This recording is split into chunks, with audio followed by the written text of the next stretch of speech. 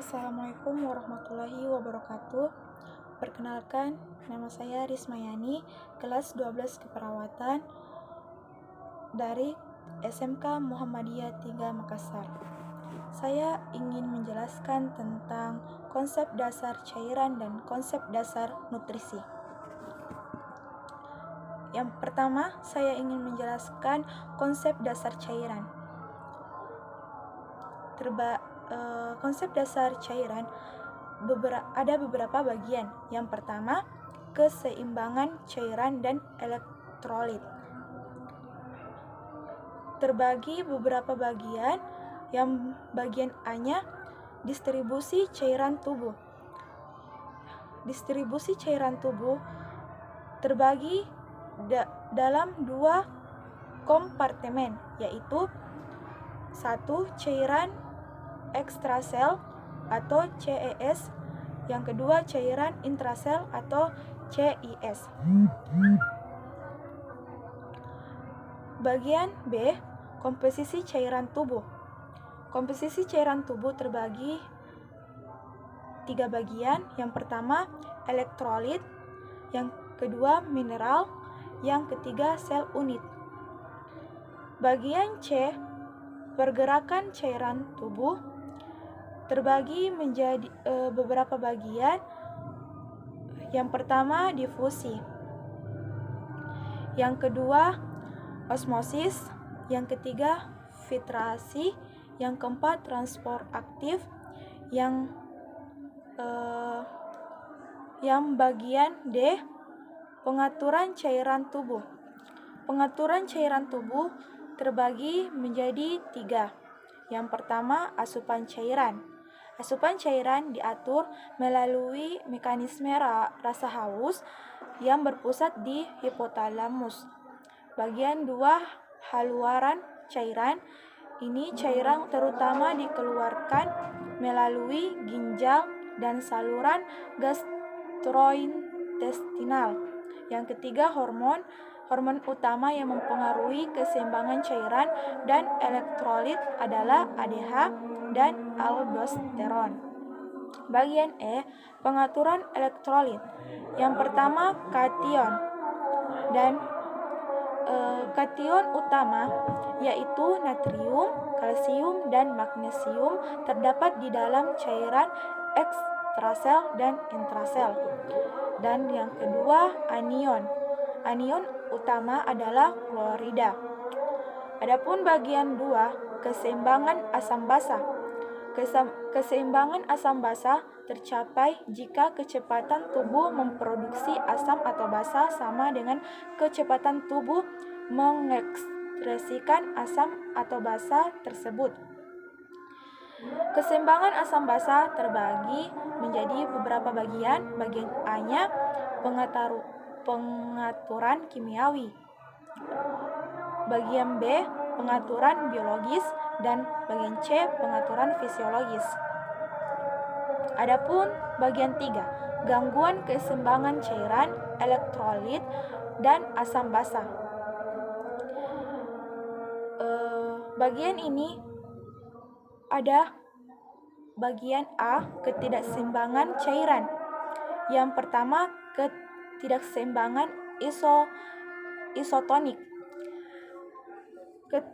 Ketidakseimbangan isotonik terbagi beberapa bagian. Bagian A, kekurangan volume cairan, dan bagian B, kelebihan volume cairan, dan bagian C, sindrom ruang ketiga. Dan adapun ketidakseimbangan osmolar. Bagian A, hiperosmolar atau dehidrasi. Ini pengertiannya, penjelasannya, kehilangan cairan tanpa disertai kehilangan elektrolit yang proporsional terutama natrium.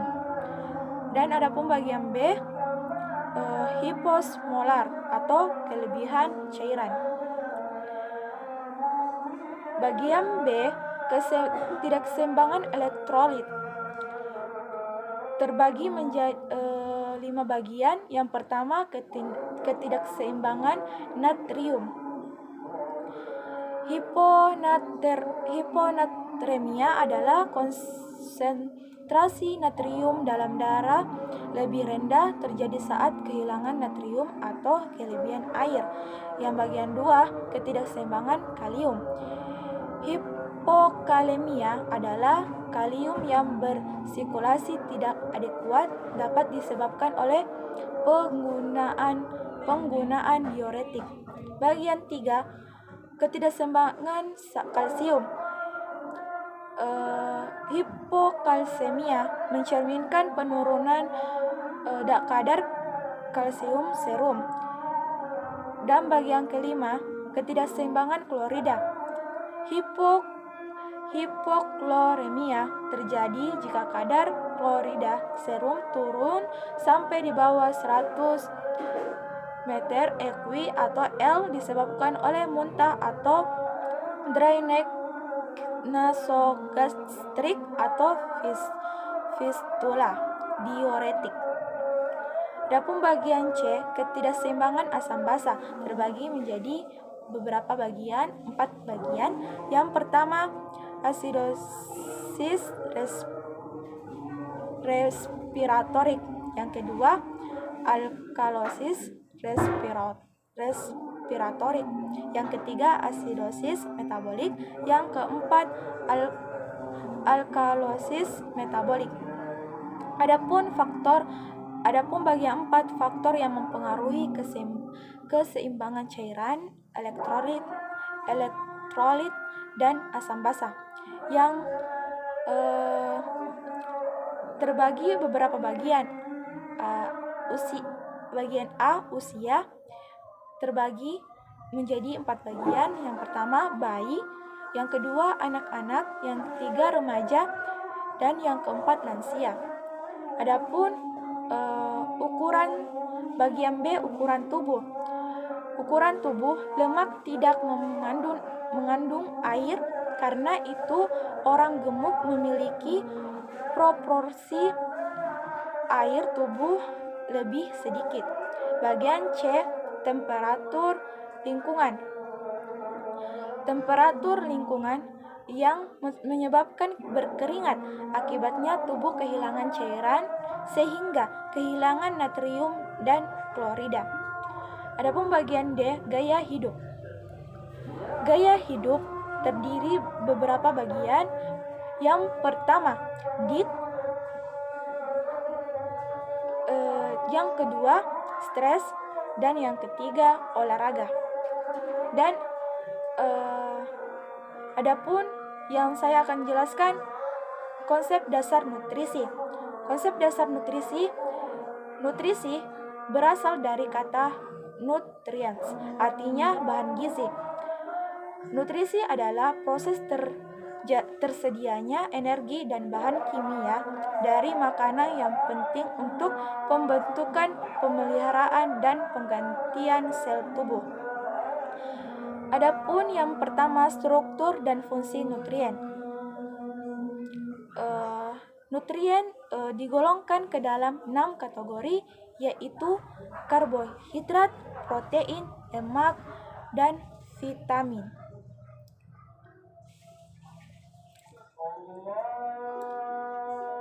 Dan yang kedua, vitamin larut air. Vitamin larut air terdapat beberapa bagian. Yang pertama, vitamin B kompleks, dan yang bagian B, vitamin C. Dan bagian D, mineral. Mineral terbagi beberapa bagian. Yang pertama, kalsium,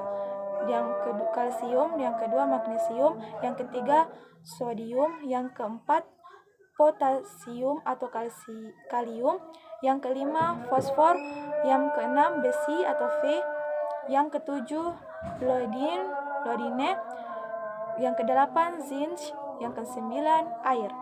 Dan adapun Yang bagian kedua, anatomi sistem pencernaan. Sistem pencernaan terdiri dari mulut, faring, esofagus, lambung, usus halus, kolon atau usus besar, di mana makanan masuk, berjalan, dan keluar tubuh, dan organ aksesoris yang berperan dalam proses pencernaan atau lidah, kelenjar saliva atau ludah, gigi, hepar, pankreas, dan kandung empedu. Dan bagian ketiga. Adapun bagian ketiga, fungsi sistem pencernaan terbagi beberapa bagian: A. Mencerna, B. Absorpsi, C. Metabolisme, dan D. Ekskresi. Dan adapun bagian keempat, keseimbangan energi. Pola diet untuk memelihara keseimbangan antara intake kalori dan energi. Dan bagian kelima, kebutuhan nutrisi sesuai tingkat perkembangan usia. Terdiri dari beberapa bagian. Bagian A, bayi atau umur 0-12 bulan. Bagian B, masa toddler atau umur 1-3 tahun dan prasekolah umur 3-5 tahun. Bagian C, anak sekolah umur 6-12 tahun. Bagian D, masa adolescence atau remaja umur 13-21 tahun. Bagian E, masa dewasa muda atau umur masa muda umur 23-30 tahun. Masa dewasa atau umur 31-45 tahun. Bagian G, dewasa tua atau usia 46 tahun ke atas. Dan bagian H terakhir, wanita, masa kehamilan dan menyusui. Itulah penjelasan yang bisa saya jelaskan. Kurang dan lebihnya mohon dimaafkan. Wassalamualaikum warahmatullahi wabarakatuh.